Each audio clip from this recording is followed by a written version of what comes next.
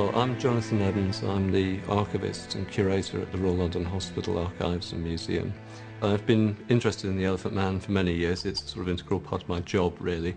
But I'm particularly interested in the story, how it's evolved, how it's been retold over the years, who he was, what the hospital was like in those days, and also about the personality of Frederick Treves, the person who's principally responsible for communicating his story to the world. Joseph Carey Merrick, who's described in his birth certificate and death certificate and all hospital records as Joseph Merrick, was first described as John Merrick in Frederick Treves' 1923 reminiscence.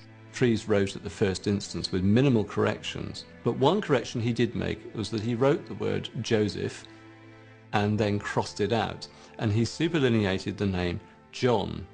It seems he wanted to grant some degree of anonymity to Joseph Merrick.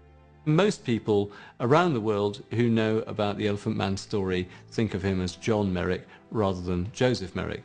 In a way, it kind of suits the kind of John Doe character, the everyman character that David Lynch in some ways portrays in the film.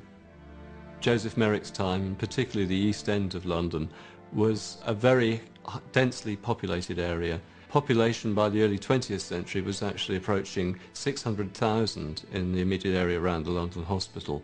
Many of them were new to the area. In fact, many of them were new to Britain. There was a large number of immigrants, many people arriving from Russia and Eastern Europe, Central Europe. For the first time would arrive at the London docks and find homes. The East End of the 1880s was a turbulent time. There were strikes in the area at the time, but there were also other problems, social unrest and poverty particularly bad. There's also, of course, the Jack the Ripper murders, which were a particular feature of the East End in the latter part of 1888, when Joseph Merrick was in fact resident at the London Hospital. This again tended to concentrate the attention not just of London and Britain, but the world on the East End of London. I saw the film The Elephant Man when it was first released in this country in the late 1970s, and found it a very moving, powerful film then.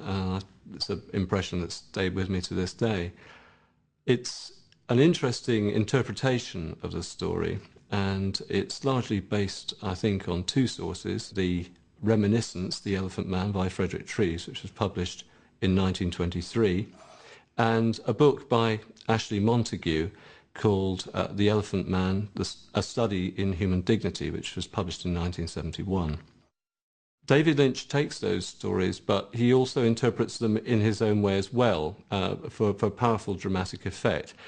He changes the chronology of the historical events as they actually happened, and that's one of the most important aspects of how his interpretation is different from the real story of Joseph Merrick.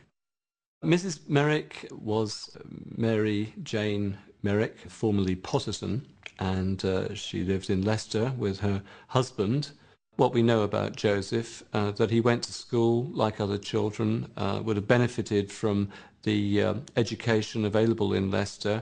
I think he certainly attended a Sunday school, and he learnt to write and to read. And we have one example of his handwriting, which is a very nicely written letter to Mrs. Leah Maturin, who was a young widow. In the film, it's rather implied that Merrick's father had abandoned his mother, but in fact we know that the family had lived reasonably prosperously in Leicester until Joseph's mother's death, and that Joseph's mother had died when he was about 7 years old. And he says that in his little autobiography that this was the greatest sadness of his life. And things really start to go wrong for him after that. We know that Merrick's father, Joseph Rockley Merrick, remarried, that he remarried his landlady, and that she wasn't very kind to Joseph, and that in fact he was obliged to seek his living hawking trinkets through the streets. As time went on, it became more and more difficult for him to make a living this way.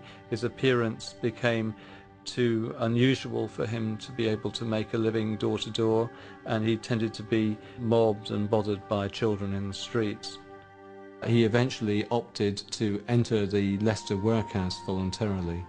It was whilst living at Leicester Workhouse that Joseph conceived the idea of being able to make some money out of his misfortunes. He wrote to Sam Torr.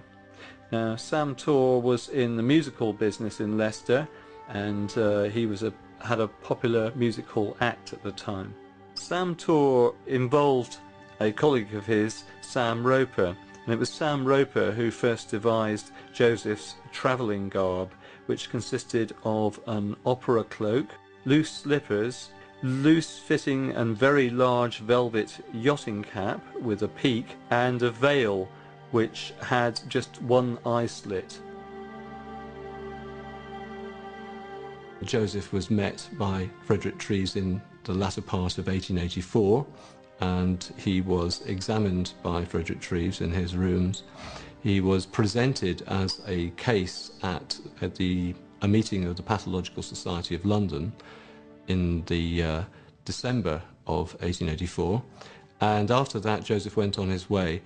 In David Lynch's film, the chronology is different, and having come to the hospital and been accepted by the hospital as an inmate, and with the support of the readers and newspapers, a fund being established to look after him, he is once more effectively captured by the show proprietor Bites, and is taken abroad and has a very unhappy time until he escapes and eventually finds his way home. The real story was that Joseph was much more in control of his own life and his own affairs. He'd had the idea originally of approaching freak show and music hall proprietors to try to make some money out of his unfortunate state. The tide of moral feeling about shows like his was rising in London at the time, and the police closed down the show. Joseph instead decided to try his luck elsewhere, and accompanied by a showman named Ferrari, Joseph travelled to Belgium. The show in Belgium was not particularly successful, and Ferrari abandoned Joseph, taking all his £50 savings.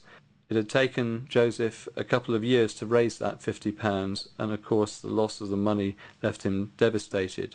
Joseph would have caught the Ostend to Harwich ferry around 23rd of June 1886. He arrived at Liverpool Street Station on the morning of the 24th of June 1886. He was mobbed at the station. The police found him still with Frederick Treves' calling card in his pocket, and they brought him to the London hospital, and his admission to the hospital is entered in the London Hospital Patient Register dated 24th of June 1886.